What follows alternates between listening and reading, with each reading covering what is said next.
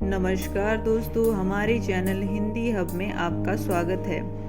दोस्तों, हम हिंदी के कुछ महत्वपूर्ण प्रश्न कर रहे थे, जिसमें से हमने 21 प्रश्न कर लिए थे और आज हम इससे अगले प्रश्न 22 से लेकर 42 प्रश्न जो है आज हम इस वीडियो में कवर करने वाले हैं।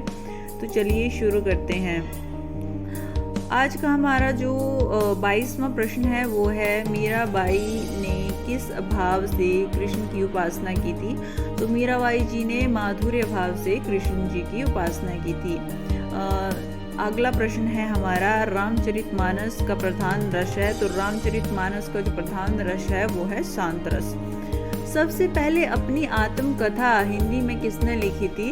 ठीक है, आत्मकथा यानी कि ऑटोबायोग्राफी। ठीक है, जो व्यक्ति अपनी आत्मकथा खुद लिखता है, ठीक है ना, अपनी स्टोरीज खुद लिखता है, तो उसको बोलते हैं आत्मकथा।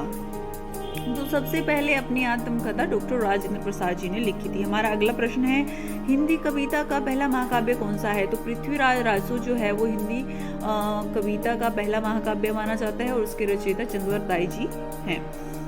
अगला प्रश्न है हमारा, हिंदी के सर्वप्रथम प्रकाशित पत्र का नाम क्या है? तो हिंदी का जो सर्वप्रथम जो पत्र प्रकाशित हुआ, समाचार पत्र प्रकाशित हुआ था, उसका नाम था उदंड मार्दंड। ठीक है। हमारा अगला प्रश्न है, हिंदी साहित्य की प्रथम कहानी। तो हिंदी साहित्य की प्रथम कहानी थी इंदुमती।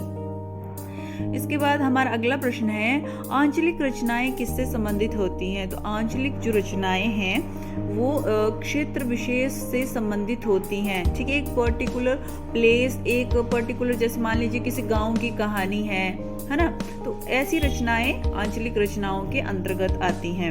हमारा अगला प्रश्न है, पृथ्वीराज रासो किस काल की रचना है? तो पृथ्वीराज रासो जो है वो आदिकाल की रचना है। हिंदी गद्य का जन्मदाता किसको माना जाता है? तो जो हिंदी गद्य है, ठीक है, तो उसके जन्मदाता भारतेंदु हरिश्चंद्र जी को माना जाता है। हमारा अगला प्रश्न है, कवि कालिदास की अभिज्ञान शाकुंतलम का हिंदी अनुवाद किसने किया था? तो जो कवि कालिदास थे, उनकी अभिज्ञान शाकुंतलम जो थी वो शायद संस्कृत में थी, तो उसका अनुवाद जो था वो राजा लक्ष्मण सिंह ने हिंदी में किया था। हमारा अगला प्रश्न है, पद्य साहित्य को कितने भागों में बांटा गया है? तो पद्य साहित्य को 15 भागों में बांटा गया है। हमारा अगला प्रश्न है, कवि नरेंद्र शर्मा ने राष्ट्रपिता महात्मा गांधी के निधन से प्रभावित होकर कौन सी रचना की थी? तो उन्होंने रक्त चंदन की रचना की। ठीक।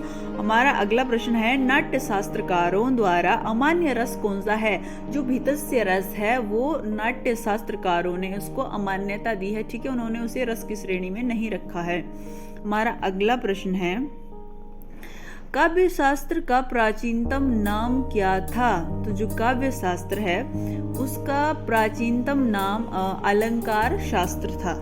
ठीक है, तो ये बहुत ही ज़्यादा इम्पोर्टेंट क्वेश्चन है और बहुत ही ज़्यादा बेसिक क्वेश्चन है जो आज मैं आपको बता रही हूँ। ये मैक्सिमम जो एग्ज़ाम होते हैं उनमें पूछे जाते हैं। जब भी हिंदी के जो 25 से 25 क्वेश्चन आते हैं उसमें से ये क्वेश्चन आते ही हैं। अगला हमारा क्वेश्चन है, रीति संप्रदाय के संस्थापक कौन थे? तो आचार्य बामन जो थे वो रीति संप्रदाय के संस्थापक थे। हिंदी में काव्य शास्त्र का प्रथम आचार्य कौन है?